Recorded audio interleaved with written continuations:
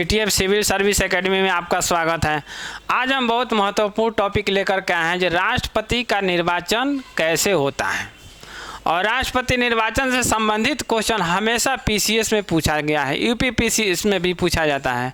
जैसे यूपीएससी के एग्ज़ाम हो गया, राजस्थान पीसीएस हो गया, एमपी पीसीएस हो गया, झारखंड पीसीएस हो गया, बीपीएससी हो गया, ये सब में लगभग भी एक न एक क्वेश्चन पूछे जाते हैं। अब जानना है कि राष्ट्रपति के बारे में तो आदमी सुनता है, जानता है, लेकिन समझता नहीं आदमी कि राष्ट्रपति कौन बनेगा, राष्ट्रपति का निर्वाचन कैसे होता है, राष्ट्रपति के लिए योग्यता क्या होना चाहिए। राष्ट्रपति के पास आखिर राष्ट्रपति को सर्वोच्च शक्ति उसके पास मिला हुआ है और राष्ट्रपति को प्रथम भारत का प्रथम नागरिक कहा जाता है, क्यों कहा जाता है। इस सारी बातों को हम स्पष्ट करेंगे इस टॉपिक में। राष्ट्रपति निर्वाचन से संबंधित टॉपिक है, इसमें हम लेकर के आए हैं कि भारत के राष्ट्रपति का निर्वाचन, राष्ट्रपति का निर्वाचन,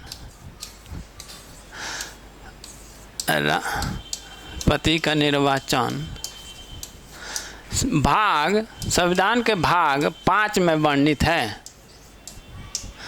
संविधान के भाग 5 में राष्ट्रपति निर्वाचन संबंधित प्रावधान किया गया है कि राष्ट्रपति के लिए योग्यता क्या होना चाहिए, राष्ट्रपति के लिए निर्वाचित कौन व्यक्ति हो सकता है, क्या क्या प्रावधान किया गया है, कौन नहीं हो सकता है और कौन हो सकता है। इन सारी बातों को स्पष्ट किया गया है।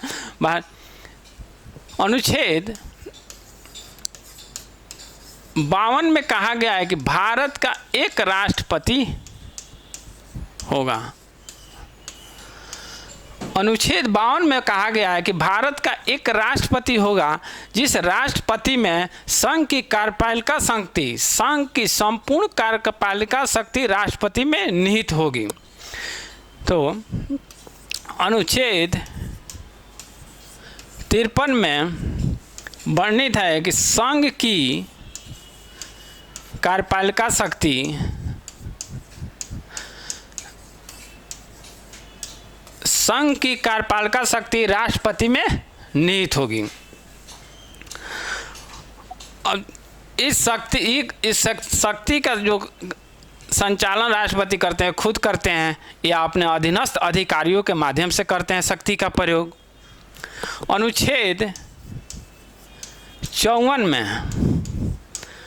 तथा अनुच्छेद 55 में, अनुच्छेद 54 संविधान का अनुच्छेद 54 और अनुच्छेद 55 में वर्णित किया गया है कि राष्ट्रपति के निर्वाचक मंडल में कौन कौन से लोग शामिल होंगे, कौन से लोग शामिल नहीं होंगे।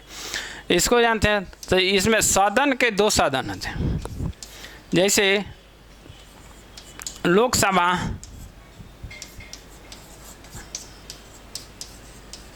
राज्यसभा तथा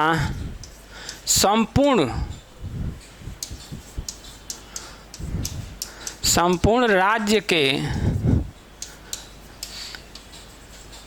विधान सभा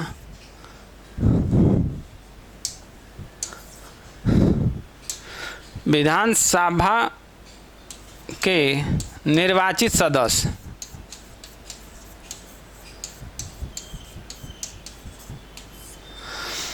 अनुच्छेद 54 और अनुच्छेद 55 में वर्णित किया गया है कि राष्ट्रपति निर्वाचक मंडली में लोकसभा के सदस्य, राज्यसभा के सदस्य, संपूर्ण राज्य जो 28 को राज्य हैं उनके विधानसभा का निर्वाचित सदस्य को शामिल किया जाएगा। लेकिन किनको शामिल नहीं किया जाएगा, शामिल नहीं किया जाएगा, यानी जो जनता होती है भारत के नागरिक है लेकिन ये इसमें वोट के समय में शामिल नहीं हो सकती है, इनको वोट देने का अधिकार नहीं है। जनता इसमें वोट में शामिल नहीं होगी। मनोनीत सदस्य,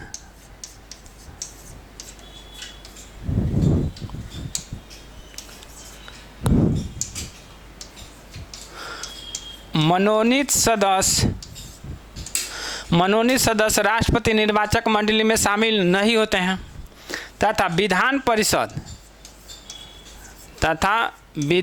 परिषद के सदस्य विधान परिषद के सदस्य को भी राष्ट्रपति निर्वाचन मंडल में शामिल नहीं होने का कोई प्रावधान नहीं है।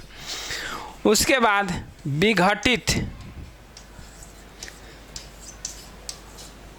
विघटित विधानसभा सदस्य शामिल नहीं हो सकता है। जैसे किसी राज्य का विधानसभा का विघटन हो गया है, वहाँ के एमएलए को राष्ट्रपति के निर्वाचक मंडल में शामिल होने का अधिकार नहीं है। और राष्ट्रपति निर्वाचन के लिए क्या योग्यता होना चाहिए, इसका वर्णन संविधान के अनुच्छेद 58 में वर्णित है।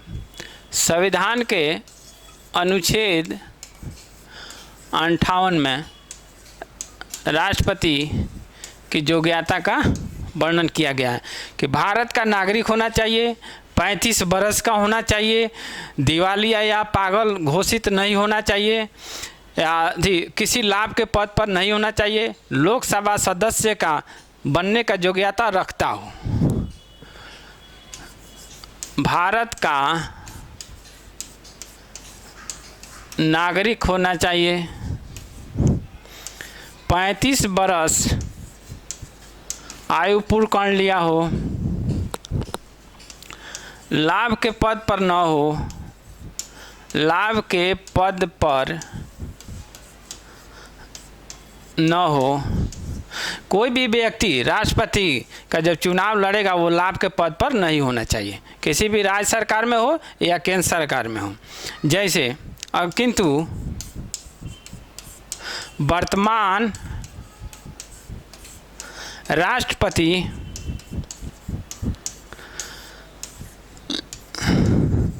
तथा उपराष्ट्रपति एवं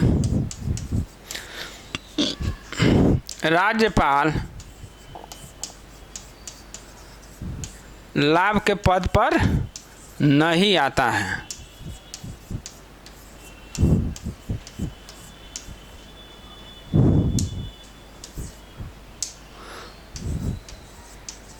नहीं आता है।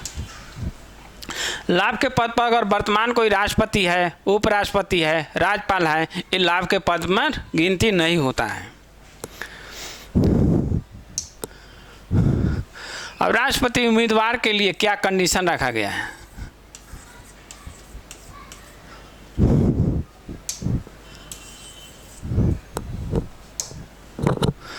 राष्ट्रपति उम्मीदवार के लिए क्या कंडीशन है, इसको जानें। इसमें कहा गया है कि प्रस्तावक और अनुमोदक, प्रस्तावक और अनुमोदक का होना जरूरी है। लेकिन 1952 में जब चुनाव हुआ पहली बार, जब राजेंद्र प्रसाद उस समय जब प्रथम राष्ट्रपति बने, तो उस समय कहा गया था कि एक प्रस्तावक होगा, एक प्रस्तावक और एक अनुमोदक। अगर एक व्यक्ति प्रस्तावक हो गया, एक व्यक्ति अनुमोदक हो गया, तो कोई भी व्यक्ति राष्ट्रपति निर्वाचन के लिए योग्य है। लेकिन 1952 में प्रस्तावक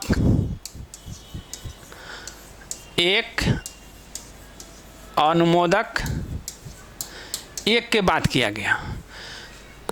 जब 1967 में जब चुनाव हुआ, 1967 में जब चुनाव हुआ, तो उस समय लगभग अब एक आदमी को चुनाव लड़ने के लिए लोकसभा का एक प्रस्तावक या राज्यसभा का एक प्रस्तावक,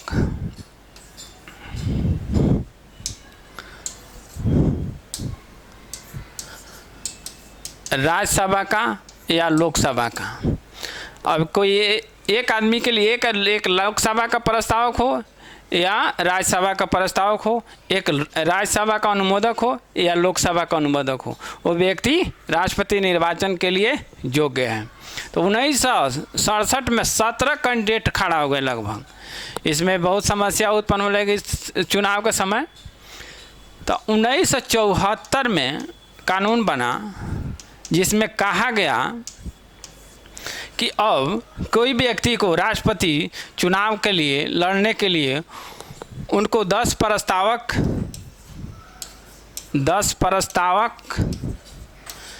चाहिए, लोकसभा से या राज्यसभा से।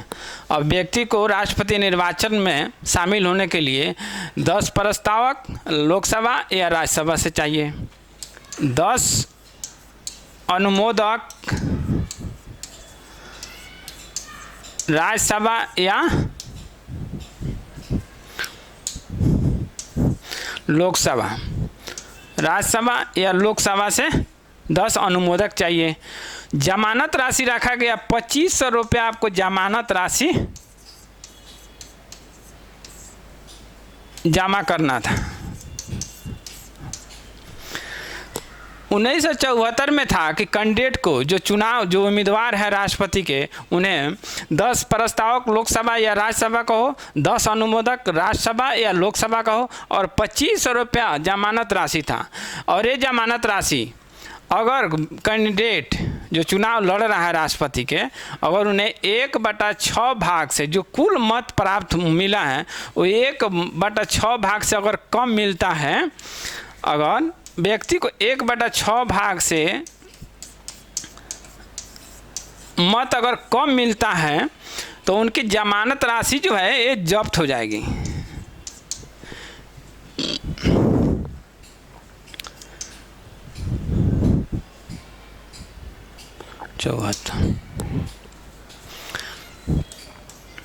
फिर 1992 में चुनाव हुआ। 1992 में चुनाव हुआ तो इसमें 16 कैंडिडेट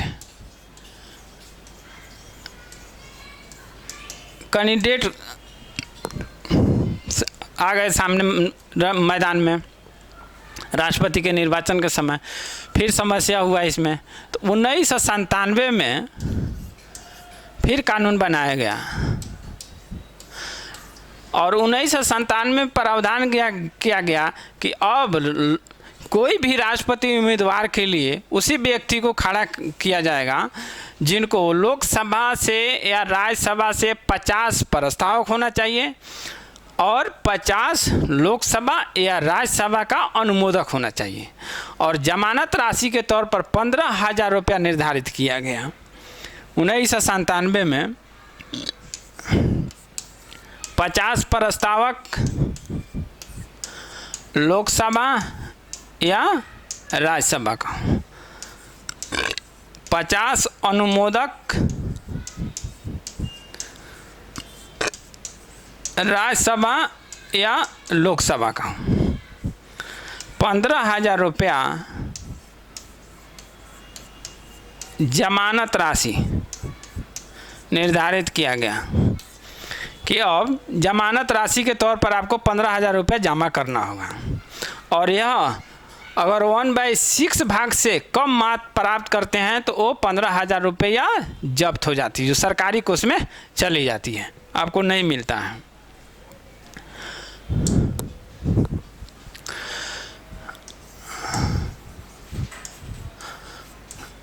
अब अभी जो वर्तमान में जो चल रहा है, जो 1997 में जो कानून बना था कि 50 प्रस्तावक और 50 अनुमोदक होना चाहिए, उसी कानून पर अभी भी वर्तमान में भी चुनाव हो रहा है राष्ट्रपति का। अब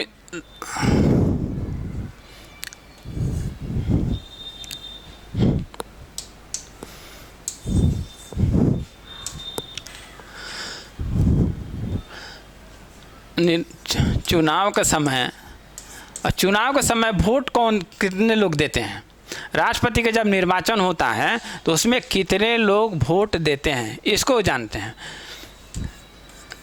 जो सदन है, 2 सदन, लोकसभा और राज्यसभा। तो लोकसभा के सदस्य हैं 543 और राज्यसभा के सदस्य हैं 233। राज्यसभा का सदस्य हैं 233 और संपूर्ण राज्य के विधानसभा का जो निर्वाचित सदस्य है उनको भी शामिल किया जाता है इसमें।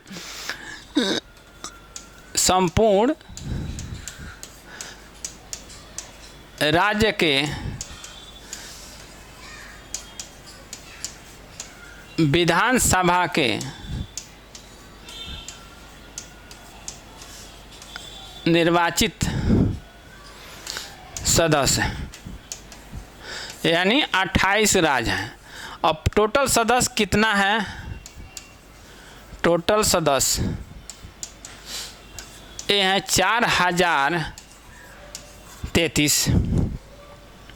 लेकिन 17वें संविधान संशोधन, 17वें संविधान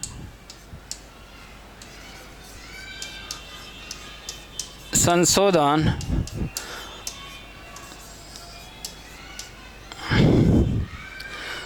1992 में 2 केंद्र शासित प्रदेश, 1992 में 2 केंद्र शासित प्रदेश जैसे दिल्ली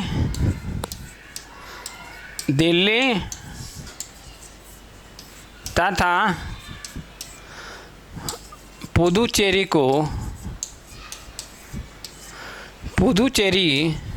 की विधायिका को शामिल किया गया।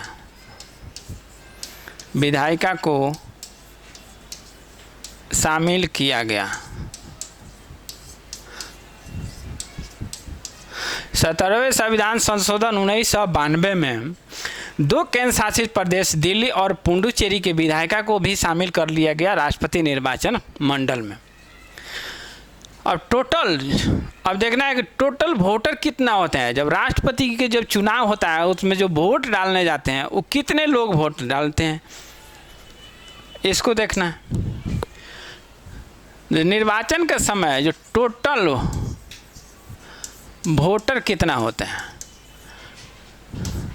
तो सदन के 2 सदन हैं, लोकसभा और Rajya Sabha.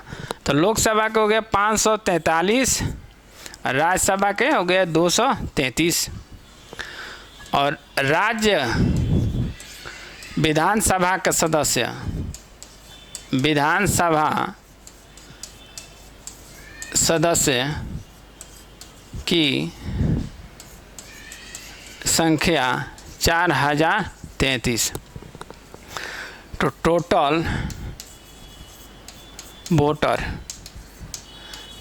MP plus total MLA बराबर लोकसभा के सदस्य, राज्यसभा के सदस्य और संपूर्ण राज्य के विधानसभा के सदस्य।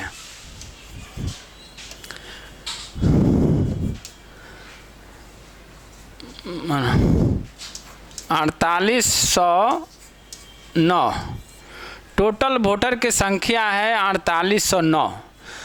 राष्ट्रपति निर्वाचक मंडल में जो वोट डालने जाते हैं उनकी टोटल संख्या है 4809।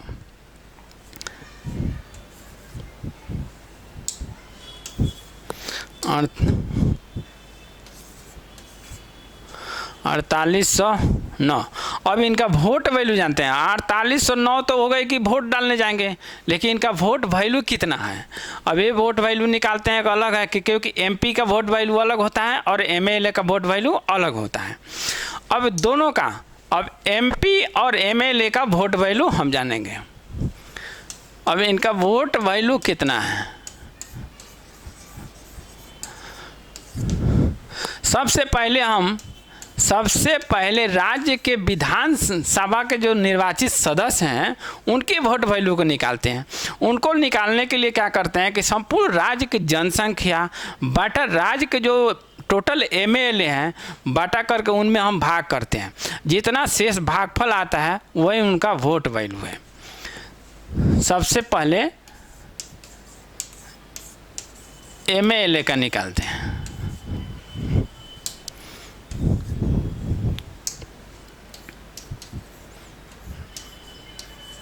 एमएलए का तो राज्य की जनसंख्या, राज्य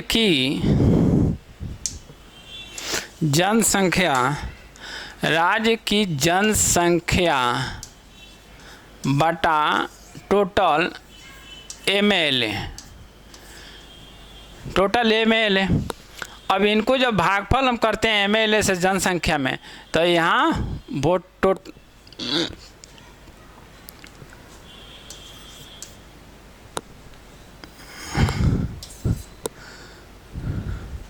यहाँ जो संख्या आता है वो वोट वैल्यू है।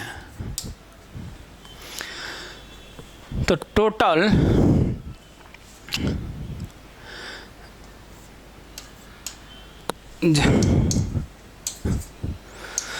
राज्य की जनसंख्या बटा 4033 MLA है। इनको भाग करने पर 5,43,231 MLA का वोट वैल्यू निकला है। MLA का वोट वैल्यू है 5,43,231। उसी प्रकार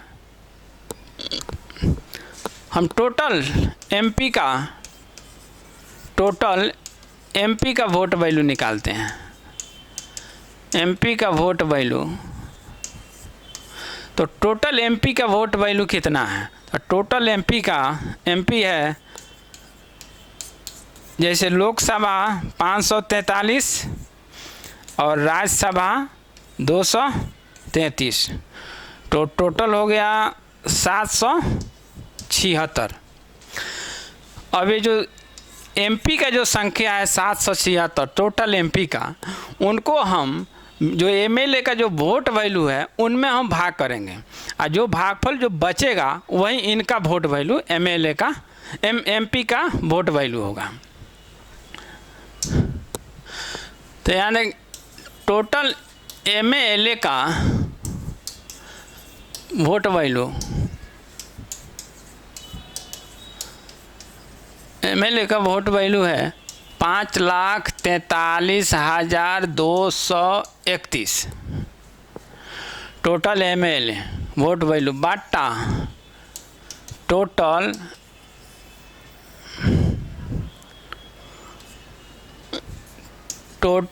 MP। तो टोटल MP हो गया 776। और 776 से हम 5,43,231 में भाग करेंगे, और जो भागफल आएगा वही इनका संख्या वोट वैल्यू है। लगभग भाग करने पर लगभग एक MP का वोट वैल्यू है 700। एक MP का वोट वैल्यू है लगभग 700। इसलिए कि टोटल जब MP को हम काउंट करेंगे तो 776 MP गुने 700 लगभग 5,43,200 वोट वैल्यू है। MP का वोट वैल्यू हो गया 5,43,200 और MLA का वोट वैल्यू है 5,43,231। अब टोटल हम काउंट करेंगे कि कितना हो रहा है। तो टोटल वोट वैल्यू 5,43,231 प्लस 5,43,200 लगभग 10,86,000 10 3 6 2 4 2 6 एक मिनट 5,43,231 5,43,200 यानी 1 3 2 3 3 6 4 4 8 10 10 86 231 टोटल वोट वैल्यू है 10,86,231। ये टोटल वोट वैल्यू है। अब राष्ट्रपति कि जब वोट पड़ेगा राष्ट्रपति के पक्ष में तो कि एक व्यक्ति को जीतने के लिए कितना वोट चाहिए। तो एक व्यक्ति को जीतने के लिए टोटल वोट का 50% प्लस वन वोट वैल्यू चाहिए। अगर जिसके पक्ष में 50% 1+ वोट मिलेगा वो व्यक्ति राष्ट्रपति निर्वाचित होगा। अब राष्ट्रपति के लिए जो लोग वोट देते हैं उनका भी कुछ कंडीशन है कि जब वोट देने जो जाते हैं उसमें तो इनका राष्ट्रपति के निर्वाचन में कहा गया है कि राष्ट्रपति का निर्वाचन एकल संक्रमणीय समानुपातिक पद्धति के द्वारा ही राष्ट्रपति का निर्वाचन होगा। तो एकल संक्रमणीय समानुपातिक पद्धति का मतलब होता है कि एक व्यक्ति यानी संक्रमणीय हस्ताक्षरित वोट होता है। एक व्यक्ति जितने कैंडिडेट खड़ा होंगे 2, 4, 5, 6, 7 जितने खड़ा होंगे चुनाव में उन सबको एक व्यक्ति वोट दे सकता है। उनके लिए बस मानक रखा गया है कि पहल का प्राथमिकता किसका है, द्वितीय किसका है, तीसरा कौन है, चौथा चॉइस रखा गया है कि ये। तो जो लोग वोट देने जाते हैं उनको एक खास प्रकार का पेन दिया जाता है।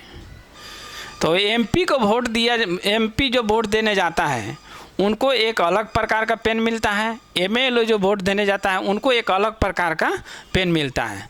और ये बैलेट पेपर पर चुनाव होता है, वोटिंग मशीन से इलेक्शन नहीं होता है राष्ट्रपति का, बैलेट पेपर से इलेक्शन होता है। तो इसमें जो एमपी जो वोट देने जाते हैं इनको ग्रीन कलर का पेन दिया जाता है। एमपी को ग्रीन कलर का पेन मिलता है और एमएलए को पिंक कलर का पेन मिलता है।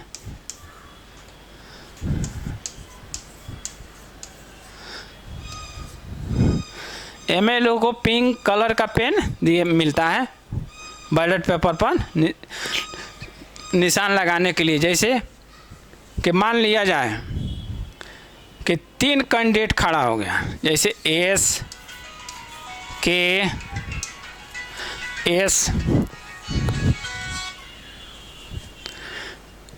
के जी 3 व्यक्ति खड़ा हो गया। अब तीनों को तो वोट देना है एक व्यक्ति को। तो जैसे प्रथम चॉइस हो गया एस, कोई व्यक्ति कहा कि नहीं पहला चॉइस है तो इसमें 1 मारा, दूसरा का चॉइस के है तो 2 मारा, तीसरा का चॉइस जी है तो 3 मारा लगाया। यहाँ पहला चॉइस एस है तो 1 लगाया, दूसरा चॉइस के है तो 2 लगाया, तीसरा चॉइस जी है, जी नाम से व्यक्ति है तो 3 लगाया। उसी प्रकार से फिर एक आता है मतदाता तो एस को बोलता है कि दूसरा चॉइस है, इसको लगाता है कि प्रथम चॉइस है, इसको लगाया जी को तीसरा चॉइस है।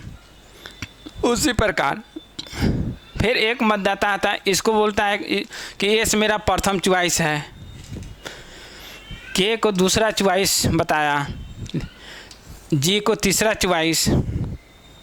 फिर एक मतदाता आया तो इसको दूसरा चॉइस, सॉरी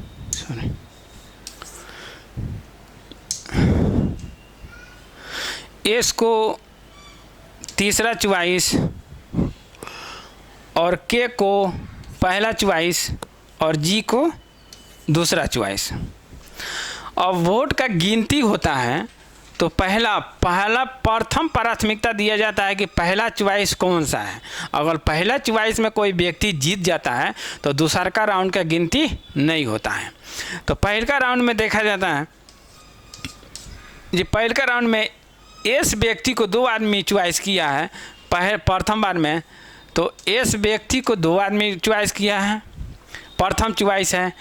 के व्यक्ति को 2 व्यक्ति भी चॉइस किया है, ये भी प्रथम चॉइस है। और जी व्यक्ति को 1 आदमी नहीं, जी व्यक्ति को प्रथम प्राथमिकता मिला ही नहीं है, जी व्यक्ति को प्राथमिक चॉइस में है ये नहीं है। तो अब इनका वोट क्या होगा, इनका वोट निरस्त हो जाएगा। जो जी व्यक्ति का वोट होगा वो निरस्त कर दिया जाएगा और वो वोट ये दोनों में बांट दिया जाएगा। अब जी व्यक्ति का वोट दो एस और के में डिवाइड हो जाएगा। एस और के में डिवाइड हो जाएगा। अब बचता है कि फिर दूसरा राउंड जब गिनती होता है तो दूसरा राउंड में देखा जाता है कि दूसरी प्राथमिकता किसको मिला है। तो इस व्यक्ति को दूसरी प्राथमिकता में, इस व्यक्ति को दूसरी प्राथमिकता एक आदमी दिया है और के व्यक्ति को दूसरी प्राथमिकता 2 आदमी दिया है। के व्यक्ति को दूसरा प्राथमिकता 2 आदमी दिया है। तो इसलिए दूसरा राउंड में जब गिनती होता है तो दूसरा व्यक्ति को विजेता घोषित कर दिया जाता है और दूसरे राउंड में विजेता होने वाले बीबी गिरी थे पहला राष्ट्रपति, जिनको अंततः अनुच्छेद 71 का सामना करना पड़ा था। इनको सुप्रीम कोर्ट जाना पड़ा ताकि इनका ऊपर आरोप लगाया गया था कि ये चुनाव समय ये धांधली करवा करके चुनाव जीते हुए हैं, इसलिए उनको 71 अनुच्छेद 71 में का सामना करना पड़ा। 71 में प्रावधान किया गया है कि राष्ट्रपति उपराष्ट्रपति से निर्वाचित से संबंधित जो भी समस्याएं हैं वो सुप्रीम कोर्ट में मामला वो जाती है।